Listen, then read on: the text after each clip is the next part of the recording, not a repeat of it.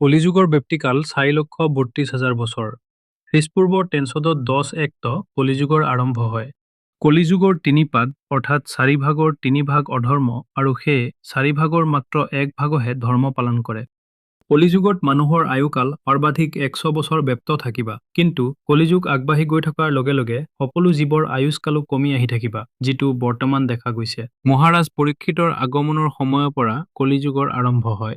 শ্ৰীমদ ভাগৱতত কৈছে, ছলনা মিথ্যাবাদিতা, আলস্য বা নিদ্ৰা, হিংসা, দুঃখ, শোক, ভয়, দৰিদ্ৰতা, অচিন ৰোগ প্ৰভৃতি হ'ব এই যুগৰ বৈশিষ্ট্য।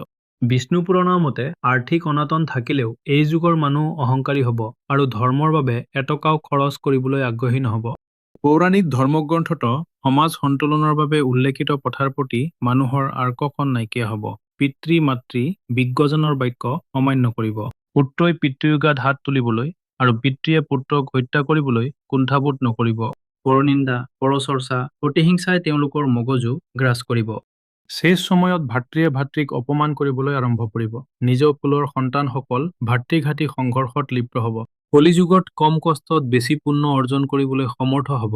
যদিও ইয়াৰ প্ৰতি মানুহৰ আকৰ্ষণ নাথাকিব, জীৱন উপভোগৰ সময় লাহে লাহে সীমিত হৈ আহিব। অচিন ব্যাধিয়ে গ্ৰাস কৰিব পৃথিৱীৰ পৰিমণ্ডল আৰু উন্মাদনাৰ মাজতে হঠাতে স্তব্ধ হৈ পৰিব জীৱনৰ গতিপথ। পৌৰাণিক শাস্ত্ৰ অনুসৰি দান হৈছে কলিযুগৰ শ্ৰেষ্ঠ ধৰ্ম।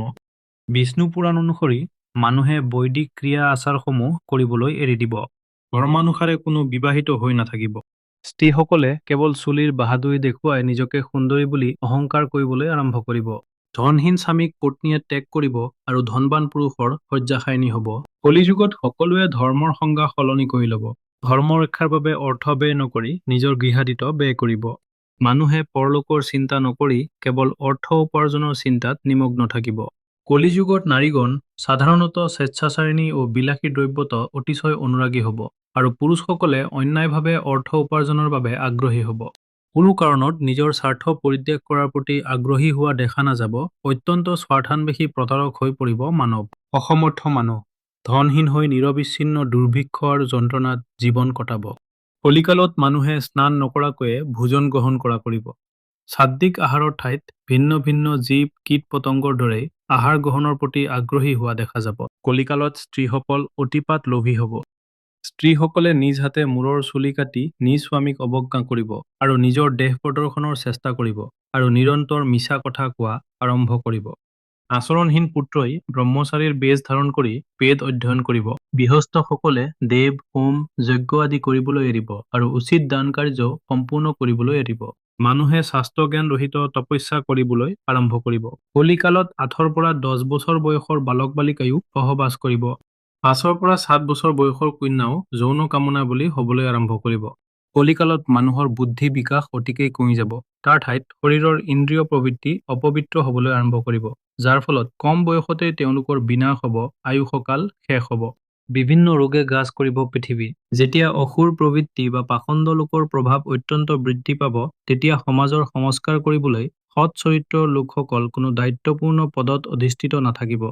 আচৰিক প্ৰবৃত্তিৰ লোকে সৎ ব্যক্তিসকলৰ হানি কৰিবলৈ আৰম্ভ কৰিব। বৰষুণৰ পৰিমাণ কমি যাব। কলিকালত শস্য উৎপাদন কম হ'ব। কৃষিৰ প্ৰতি আগ্ৰহ নোহোৱা হ'ব। কলিকালত মানুহৰ চিন্তা শক্তি ও শ্ৰদ্ধাভাৱ কমি যাব। কাৰ পিতৃ কাৰ মাতৃ জনাৰ চেষ্টা নকৰাকৈ যিকোনো কথা কোৱাৰ আচৰণ আৰম্ভ কৰিব। সুন্দৰী স্ত্ৰী যাৰ কাষত আছে তেওঁৰ লগত বন্ধুত্ব কৰিব আৰু নিজৰ ভাতৃৰ লগত শত্ৰুতা বৃদ্ধি পাব। অনীতি অনাচাৰ ঘৃণাই যেতিয়া মায়ালোক গ্ৰাস কৰিব, সৃষ্টিৰ আদিৰূপ মহাশক্তিৰ প্ৰতিও মানুহৰ শংকা নোহোৱা হ'ব। তেনে এক অন্তিম সময়ত মহাকল্কিৰ অৱতাৰ ঘটিব আৰু অসৎ প্ৰবৃত্তিৰ মানুহবোৰ সম্পূৰ্ণ নিঃশেষ কৰিব। কল্কি অৱতাৰ কলিযুগৰ অন্তিম কালত কল্কি আবিৰ্ভাৱ ঘটিব। জয় মহাকাল।